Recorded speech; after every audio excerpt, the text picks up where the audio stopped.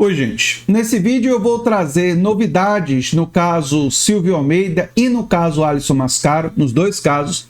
Vou também fazer uma reflexão sobre a dificuldade das pessoas de aceitarem a dúvida. Nesse momento que esses casos ainda estão sendo investigados, o caso do Silvio Almeida vai ser encaminhado para o Supremo Tribunal Federal e uma das novidades está ligada justamente ao colher de depoimentos da Polícia Federal de mais uma denunciante, não é? Seria muito bom que as pessoas aceitassem a dúvida. Para quem é cientista, né, vocês estão vendo ali o meu diploma de mestrado e de doutorado, a gente aceita mais facilmente a dúvida, né? Mas a nossa sociedade, infelizmente, parece querer ou dizer que as supostas vítimas estão mentindo ou dizer que essas pessoas já são culpadas, né? Existe uma certa tentação a não aceitar a dúvida.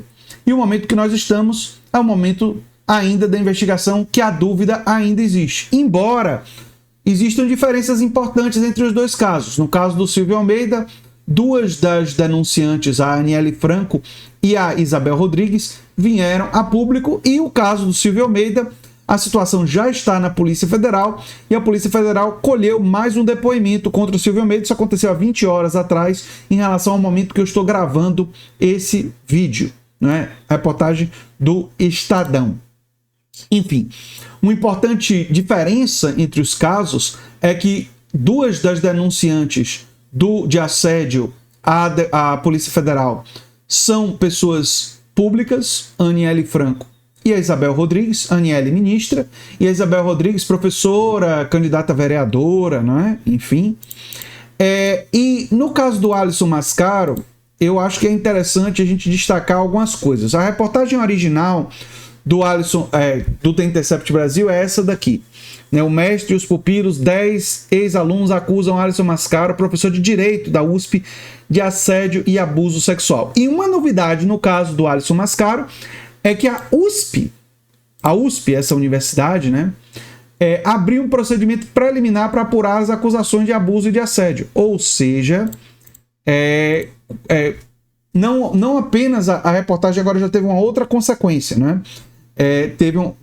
Se abriu uma investigação. E a investigação, e agora eu quero falar sobre isso tem a ver com minha formação acadêmica e tal. O momento da investigação é um momento em que você mantém o ceticismo. Para você fazer qualquer afirmação na ciência, e imagino que no jornalismo seja muito parecido, você precisa de cruzamento de fontes independentes, verificação das provas. Quais são as provas que o The Intercept Brasil diz ter? Vamos ver aqui.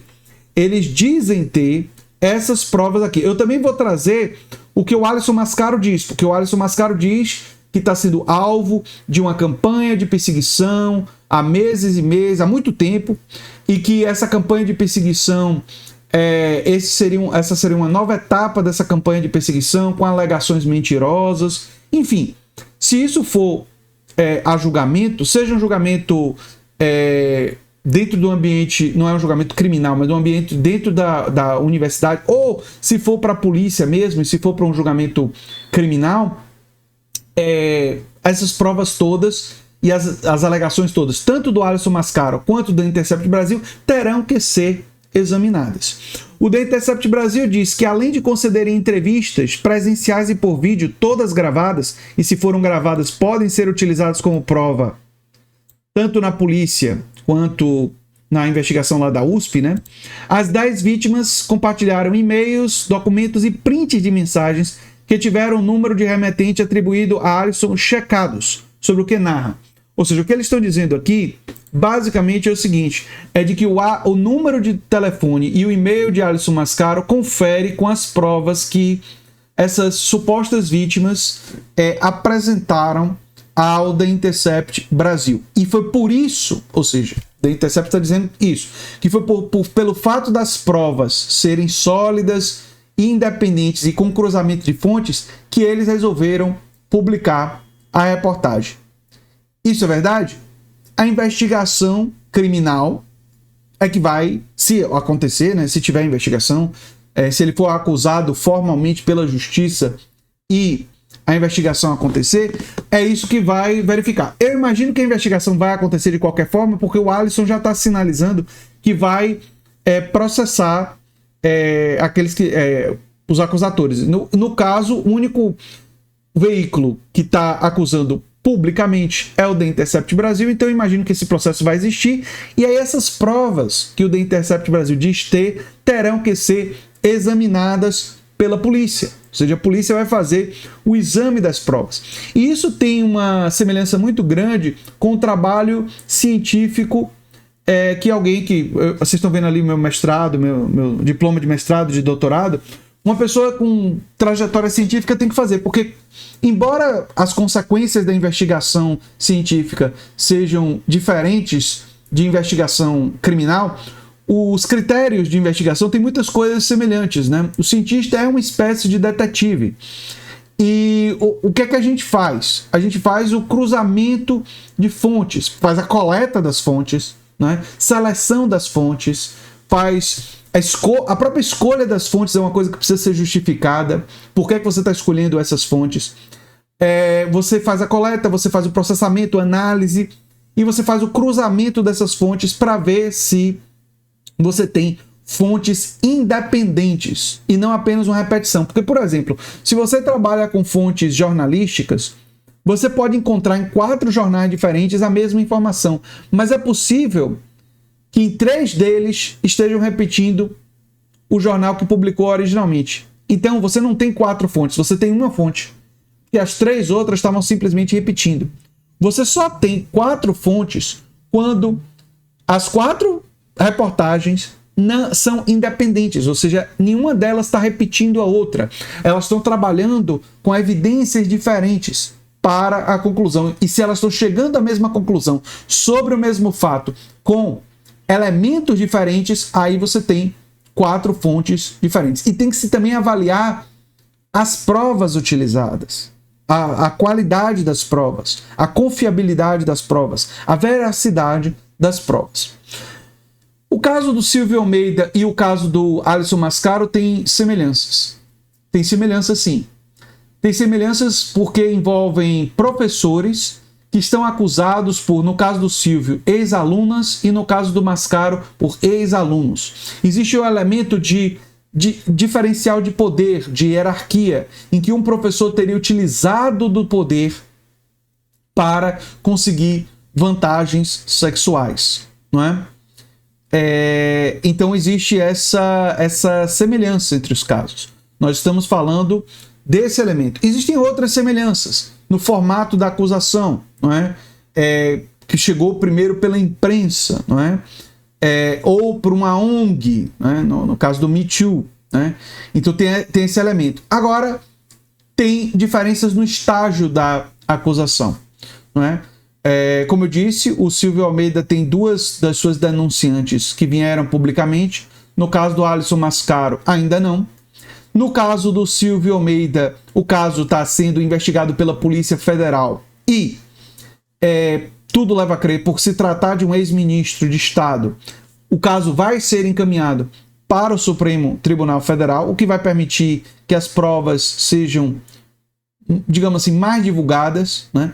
E no caso do Alisson Mascaro, ainda não temos notícia de investigação policial. Pode ser que aconteça nos próximos dias, né? Imagino que vai acontecer, porque ambos os casos já estão se cruzando aí na justiça, e o Alisson sinaliza que vai processar o The Intercept Brasil, então essas provas terão que ser examinadas de qualquer maneira, né? É absolutamente lamentável, né, a existência desse tipo de denúncia, né? O próprio pessoal do The Intercept falou sobre isso, mas a gente tem que ter a cautela e tem que ter a postura que eu diria que é a científica.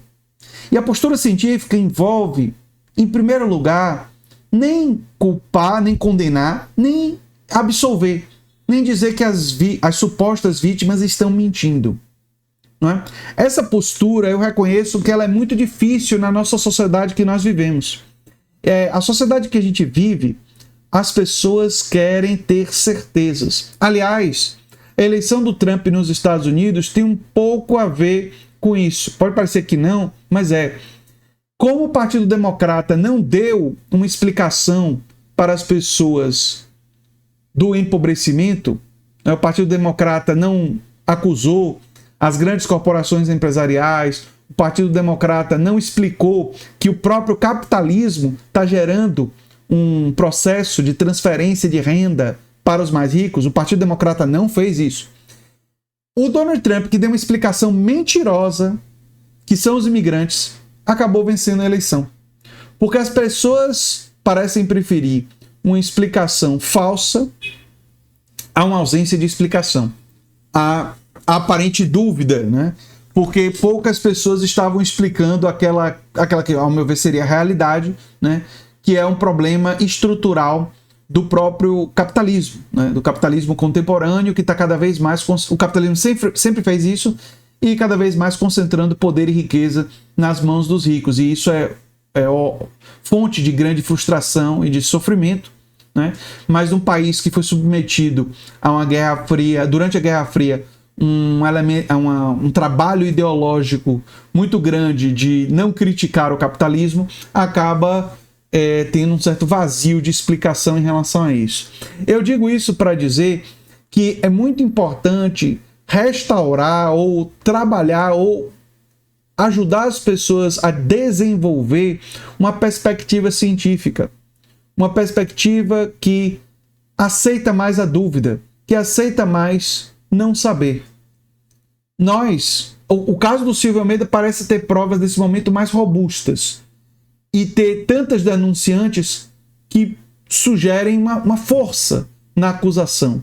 Mas mesmo no caso do Silvio Almeida, é melhor a gente manter uma certa dúvida e aguardar, ter aquela paciência. E no caso do Alisson Mascaro, a investigação está apenas começando. O The Intercept Brasil diz que recebeu mais 25 denúncias, e essas terão que ser examinadas. Primeiro, vão ser examinadas pelo The Intercept, mas se for para a justiça, terão que ser examinadas pela justiça, pelos advogados, pelos juízes, né? E aí é que nós talvez tenhamos mais clareza sobre esses casos. Eu espero de verdade que essa postura mais científica, que abraça a dúvida com mais tranquilidade e que tem um pouco mais de paciência, comece a ser cada vez mais defendida. E se você acredita que isso é importante, eu espero que você compartilhe esse vídeo, divulgue e ajude a gente a chegar a mais pessoas para que essa postura, que é típica do cientista, se torne mais comum.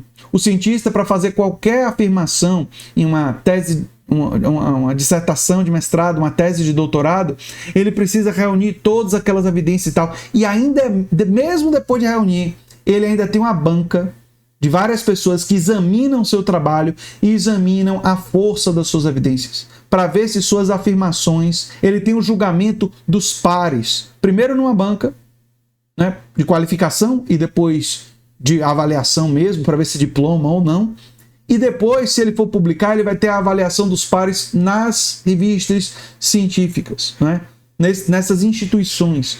Tudo isso para garantir que o trabalho foi feito com seriedade. Esses valores que são tão importantes para mim, eu sinto que há uma queda na valorização disso na nossa sociedade. E eu espero que a gente caminhe na direção de valorizar esses princípios guiados pela dúvida, mas com o espírito científico de se buscar fontes, de se cruzar as fontes. Enfim, eu sou André Teixeira Jacobino, o canal é a Nova Máquina do Tempo. Se você gosta do que a gente faz, se inscreve, dá um like, compartilha, quem sabe vira membro ou apoiador, quem sabe faz um dos nossos cursos ou manda um pix para andretj@terra.com.br. Um abração e até o próximo vídeo. Tchau, tchau.